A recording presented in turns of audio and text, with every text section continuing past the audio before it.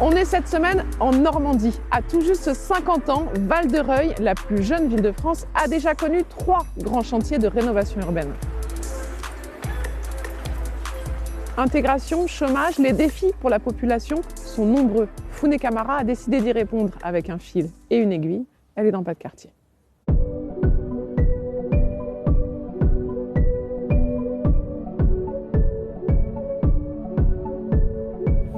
Madame Calaï, elle nous a bien aligné les carreaux, tout est bien, le damier. Donc là, c'est des fleurs de colza, c'est ça?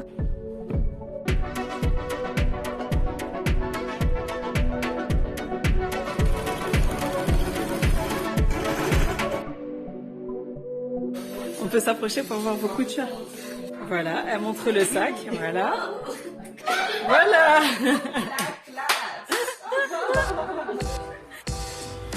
Nathan est géographe en Normandie. Founé travaille dans l'insertion. Ensemble, ils imaginent le projet Les Aiguilles de Normandie.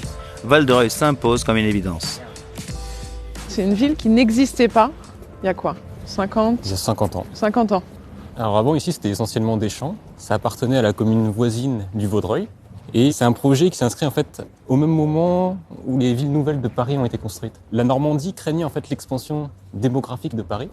Et donc, les élus aux Normands ont fait pression pour ne pas être délaissés. Et c'est comme ça que cette ville nouvelle de Val-de-Reuil est née. Fin 70, les cabinets d'architectes s'activent pour répondre à des prévisions démographiques qui s'avéreront démesurées. C'est dans les yeux d'un enfant que l'on découvre la joie de vivre au Vaudreuil. Utopie post-68 pensée pour 120 000 habitants, la ville nouvelle n'en accueille que 13 000 aujourd'hui. On a une dalle, c'est-à-dire que c'était vraiment l'urbanisme des années 70.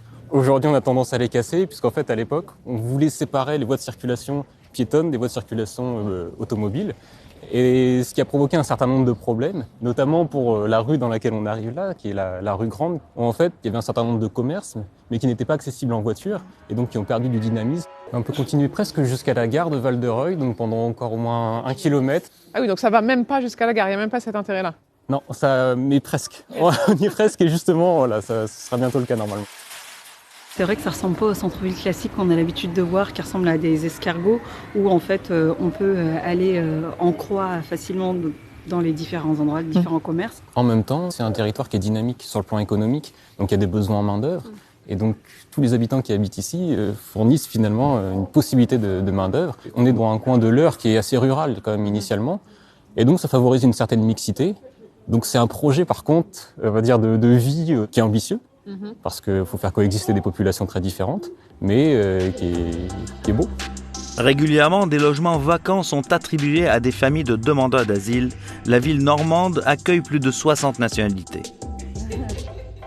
Lever les freins à l'emploi, comme la langue ou l'absence d'expérience, c'est l'objectif de l'atelier de Founé.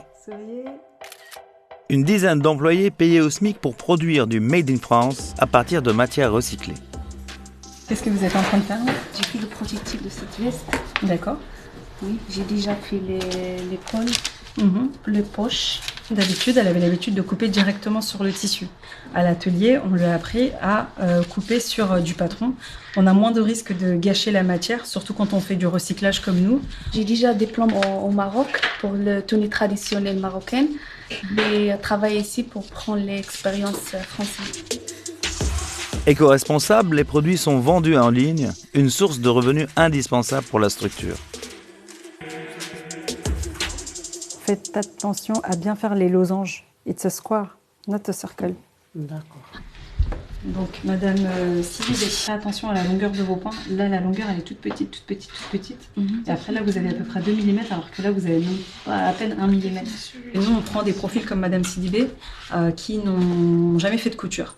On les fait monter en compétences petit à petit avec la broderie. Mais elle a un niveau bac, elle a pour projet de reprendre ses études. Du coup, elle a saisi l'opportunité de venir dans un chantier d'insertion pour avoir un emploi et en même temps travailler son projet professionnel.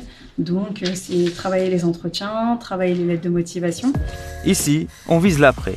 des postes dans de grandes entreprises de luxe ou de la pharmaceutique. Car le paradoxe, c'est que le centre-ville jouxte le parc d'activités du Val-de-Reuil qui recrute.